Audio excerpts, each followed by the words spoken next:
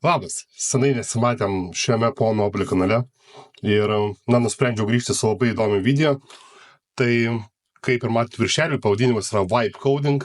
Kas yra Vibe Coding? Vibe Coding yra visiškai naujas terminas, kurį sugalvoja Andri Karpathy, bendrasavininkas OpenAI. Ir ką jis reiškia? Programavimas ištobulėjo iki tokio lygio, kad mes tiesiog galim, turėdami laiko, imti ir padaryti kažkokį projektą. Tai iš to ir yra pavadinimas Vibe Coding, nes aš jaučiuosi, tarkim, kad čia noriu sukurti žaidimą, arba noriu sukurti kažkokią aplikaciją savo pasilengvinti gyvenimą, ar ne? Ar tai būtų to-do listas, ar kažkokia, ar tai įskaipi Chrome ir panašiai. Tai kaip aš tai darau, parodysiu šiandien šiame video ir pradėkim nuo užklausos, nes visi žinom, kad užklausa yra pats svarbiausias dalykas, nes shit in, shit out, tai, neversiu gal lietuvių kalbą, reiškia, kai mes tai pateiksim, ko mes užklausim, dažnu atveju tai ir gausim. Taigi aš šiam video susikūriau štai tokią užklausą, kurią pateiksiu Cloud'e 3.7 ir kuris skamba taip. Noriu nufilmuoti YouTube video, kuriame rodysiu Vibe Coding sesiją. Sugalvok 3 galimus nesudėtingus projektus, kurie būtų įdomus žiūrovui ir lengvai įgyvendinami. Programuoti nemoku. Todėl naudosiu Cursor.ai plus Cloud'e 3.7 programavimui. Kokį tekstą geriausia pasirinkti šiam projektui, svarbiausia, kad visas funkcijas tiesiog veiktų. Taigi, kas yra TechStack? TechStack yra programavimo frameworkai, ar tai Reactas, ar tai, tarkim, Python, ar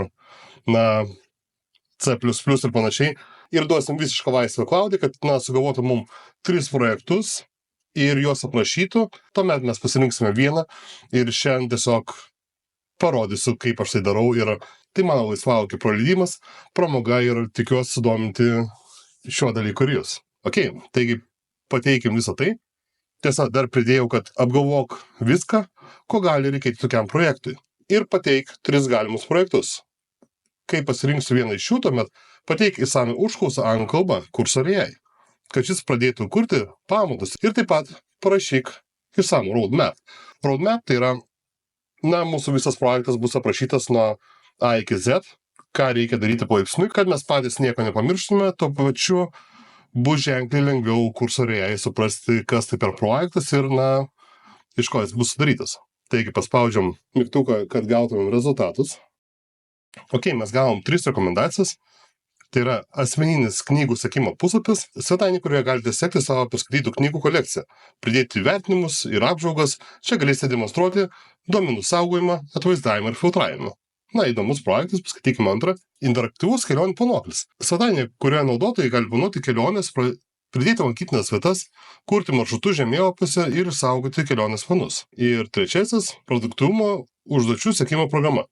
Programa padeda sekti užduotis su Pomodoro laikmačiu, progreso stebėjimu ir statistikos vizualizacijomis. Tai parodytų, kaip sukurti interaktyvės naudojimo sąsajas. Taigi, manau, iš šitų visų gal pasirinksiu trečią, nors jis atrodo sudėtingiausias, ar ne? Bet galbūt tuom ir įdomiausias, nes, turim mes laisvo laiko ir galim štai savo tokį susiprogramuoti produktyvumo programėlę, kurią, galėsim naudoti kone kasdien. Tuomet aš Cloud'e rašau. Aš renkuosi trečią projektą. Ir pagal viską matom, kad Cloud'e pradėjo kurti užklausą Cursor.ai ir taip pat dešiniai parašo roadmap MD, ar ne? Tai viskas bus suskirsta etapais ir tuoj pat visą tai apžvelgsim, kaip tai atrodo. Cursor.ai, ko gero pažangiausias kodavimo įrankis šiai dienai. Prieš tai šiame kanale matėte, kaip kūriam puslapius su Lovable, bet Lovable, kas bandėt, žinot, kad tai yra vis dar labai daug klaidų ir didžiąją savo laiko dalį mes tiesiog užtrunkam taisyti klaidas. Kita vertus su Cursor, viskas vyksta ženkliai sklandžiau. Gerai, taigi mes turim užklausą pateikti Cursor, ar ne, ir turim roadmap. Kas liečia Cursor, jį galite parsiųsti iš cursor.com. Štai čia paprastai užsiregistruosit ir atsiųsit, aš naudoju macOS, bet taip pat galite atsiųsti ir Linux, ir Windows operaciniam sistemom. Tiesa, šis dalykas yra mokamas, Išbandyti galite nemokamai, berods iki 150 žinučių, jeigu neklystu. Vėliau taip pat galės naudoti nemokamai, tačiau naudos, Cursor Small modelį, kuris, nėra pats geriausias kodavimui. Todėl šis dalykas kainuoja 20 eurų per mėnesį ir už tai gaunat 500 žinučių.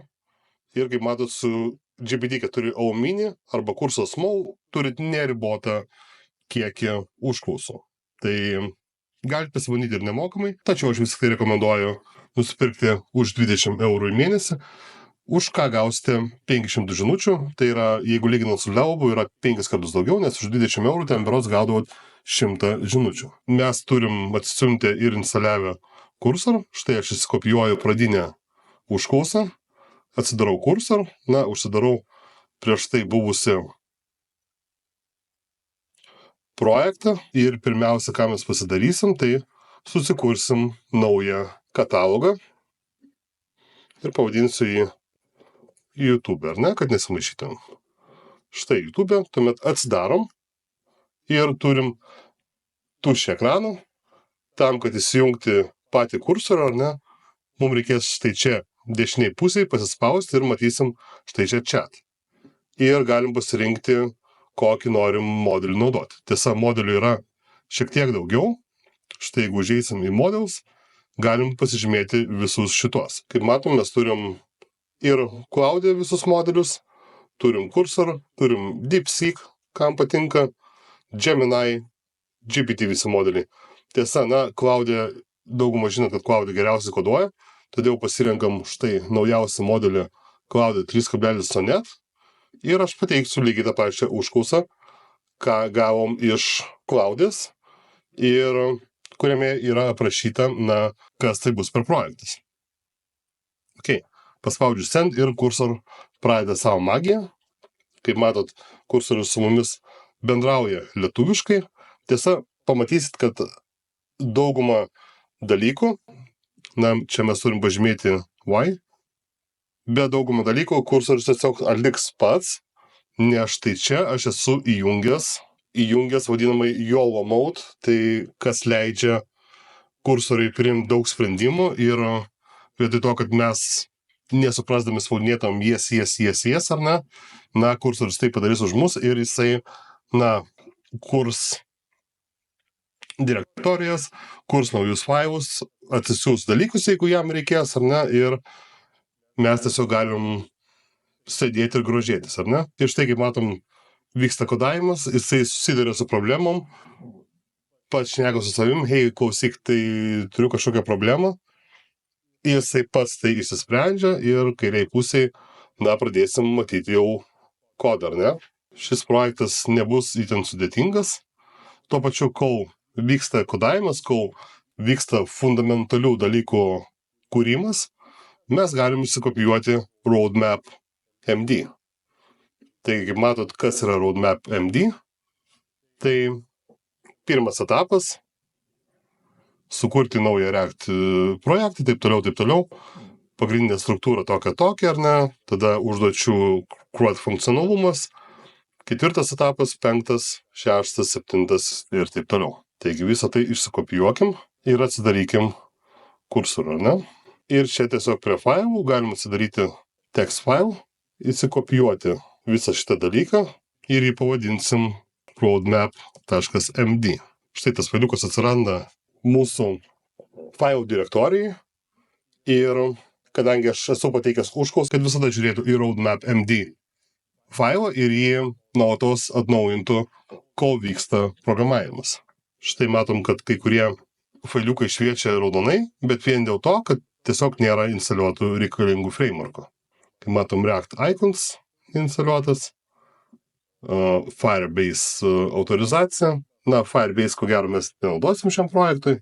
Ir čia galim tiesiog patvirtinti Accept All, arba galim paspausti Ctrl-Enter arba Command-Enter. Visą tai šiek tiek užtruks, tai grįžkim prie video, kai bus programuotas, visas pagrindas. Taigi, dar po šiek tiek pasikrapštinimų, šiek tiek klaidų sprendimų, kas užtruko vos kelias minutės.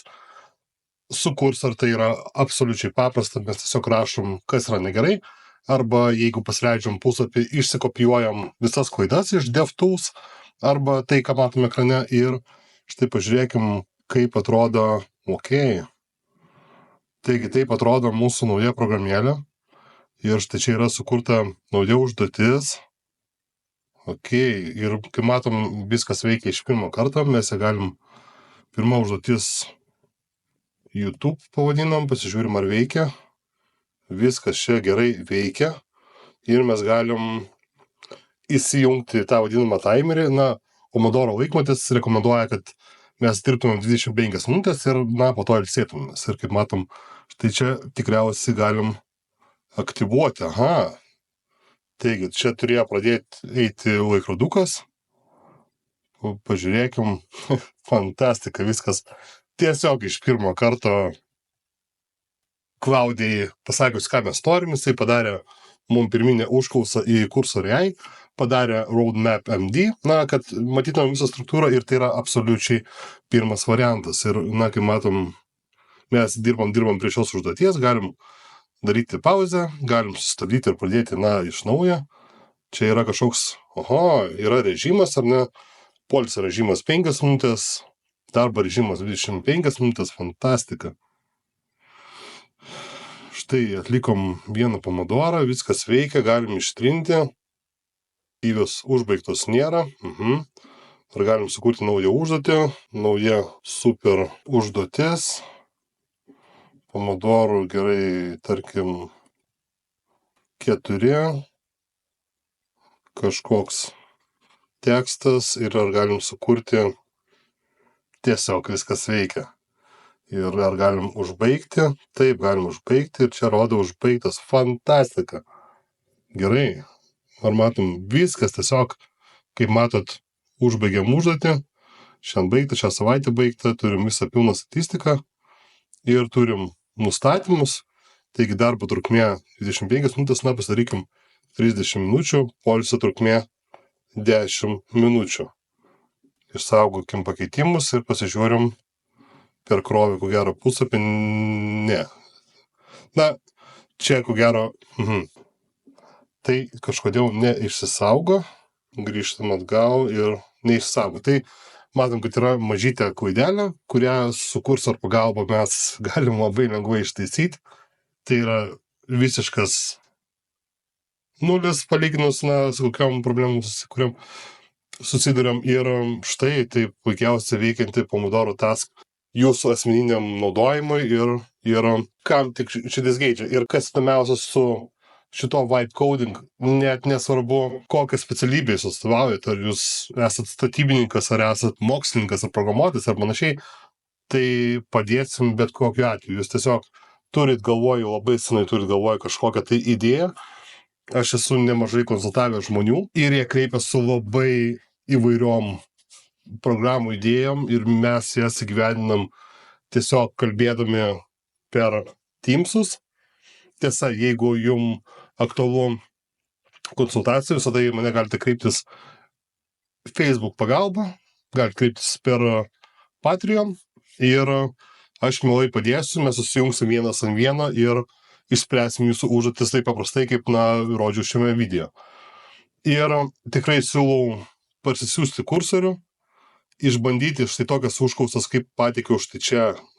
Pateikit savo idėją, ką senai norėt sukurti, su Klaudija, su ChatGPT, nesvarbu. Paprašykit, kad sukurtų pradinę užklausą, sukurtų jums Roadmap MD, pagal kurį jūs galėsite kurti savo projektą, ar ne, ir įgyvendinti savo kažkokią tai svajonę. Ir taip paprastai kursorius jums padės viską padaryti. Ir štai čia matom Roadmap MD, mes atsinaujinam. Ir štai tiek esam pasidarę, ar ne? Tai vien ta pirmąją užklausą, man atrodo, tai kainavo 30 maždaug žinučių, ir visa tai buvo padaryta, kaip matom, mes dar turim, perkelti versiją, kad visiems būtų prieinama visa kita, bet praktiškai iš vienos užklausos mes padarėm visą projektą, kuris veikia kuo puikiausiai, ir, mažytės klaidelės kažkokios, kurias tikrai ištaisysim. Dar matom, tiesiog patys nustatymai, jie ne iki galo veikia, ar ne? Tai tamsus režimas ir taip toliau. Tai ką manote apie tai jūs? Ar norit, kad sekančiam video parodyčiau nemokamas alternatyvas Kursor? Taip, tokių yra visiškai nemokamas, kur nemokat nei vieną centą, už tai, kad galėtumėt kurti fantastinės programas, įgyvendinti savo idėjas. Tai ar kurti, ar nekurti sekantį video, jūs galite man pasakyti, uždėdami laikus ant šio video, taip pat palikdami komentarus skilty. Žinoma, galite visada pasidalinti su draugais, kurie manote, kad tai aktualu, tokio tipo video ir galbūt jie ieško labai senai, kaip įgyvendinti savo idėjas, nors, neturi jokių programavimo žinių. Taigi, tai buvo viskas šiam video. Susimatysim kituose. Ate.